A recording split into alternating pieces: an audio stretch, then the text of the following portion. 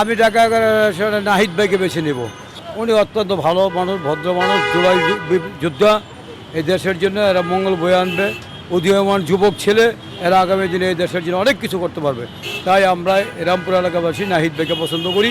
নাহিদ ভাইকে ইনশাল্লাহ শাপলা প্রতীক মার্কায় 11 তারিখে সকালবেলা গিয়ে ভোট মেরে দেবো।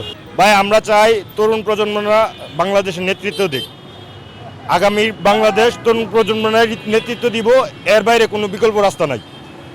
আমরা এই জায়গার ভোটার না, তারপরেও চাই যে যারা স্বৈরশাসক হয়ে উঠতে চায় বা যারা আপনার আগামী দিনে চাঁদাবাজ, টেন্ডারবাজি এগুলো করতে চায়, তাদের পক্ষে আমরা নাই।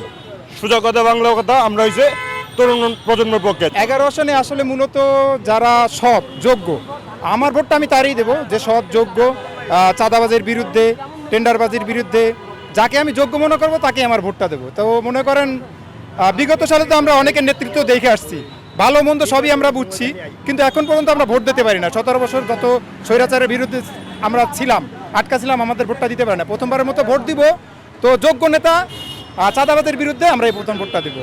ঢাকা 11 আসনে দেখতে চাই যে দেশের উন্নয়ন যারা করবে, দেশে আমাদের মহল্লার মধ্যে রাস্তাঘাট, কারেন্ট, গ্যাস, পানি অনেকই সমস্যা আছে, যিনি আমাদেরকে সুযোগ সুবিধা করে দিবে। আমরা তো টাকা চাই না, পয়সা চাই না, দেশ যেভাবে সুন্দরভাবে চলে আমরা ওইটাই চাইব। আর যে ইনসাফ মতো যায় আমাদের এলাকার উন্নয়ন করব।